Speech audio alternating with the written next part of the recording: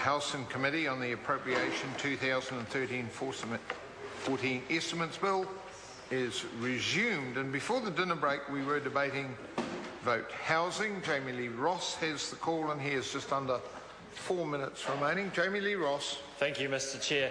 Before the dinner break, I was telling the committee about why the Labor Party has absolutely no credibility to be talking about housing. No credibility because they, when they were in government, saw house prices increase 100%, where they've only gone up by 12% in the time we've been in government. So they've got no credibility. Their xenophobic approach to housing offends the 28,000 people in my electorate who were born overseas. They should offend Raj and Prasad, and they should offend the 49% of my electorate that was born overseas. But actually, Mr. Speaker, we know that the people out there who are the experts in this area don't agree that it would do anything. They know it would be a poor policy that would achieve nothing. We know economists know that this will achieve nothing. Real estate leaders know it will achieve nothing.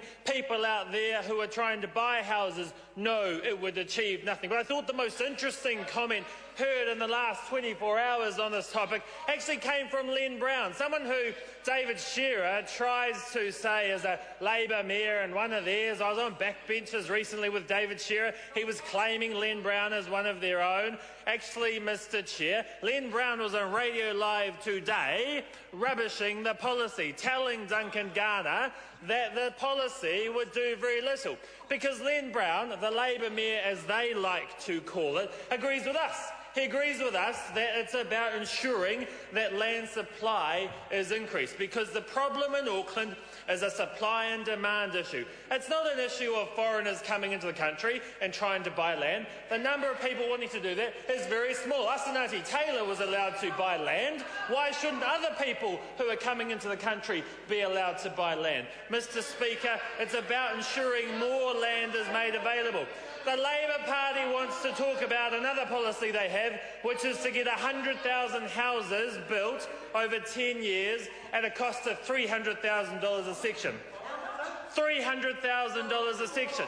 Guess what, though, Mr. Chair? The average cost of land in Auckland is $325,000. So unless they're going to all of a sudden reduce the price of land, it won't work. Unless they're going to absolutely subsidise the cost of these housing areas with taxpayers' money, it's simply not going to work. But here's another point, Mr. Chair.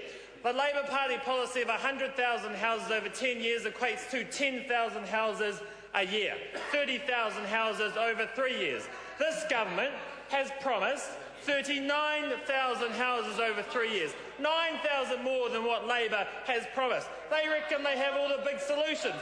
We've already got 39,000 about to be built in Auckland, and that's in Auckland alone, and there'll be even more across the rest of the country. Mr. Speaker, the Labor Party has no credibility. House prices soared when they were in office. The Labor Party has a xenophobic policy that offends many, many people out there in New Zealand who have come to this country, bought skills, bought investment and wanted to reside here and make this place their home. Mr. Speaker, the Labor Party's promise to build more houses actually pales in comparison to what this government is already talking about. David Shearer wants to say that this government doesn't walk the walk. Actually, Mr. Speaker, this government is. We're increasing land supply. We've got agreements with councils. We're working intensively to ensure that more housing will be made available in Auckland and around New Zealand. The Mayor of Auckland, Len Brown, agrees with us. They're wrong. Moana Maki. Thank you, Mr. Chair. One question for Jamie Lee Ross.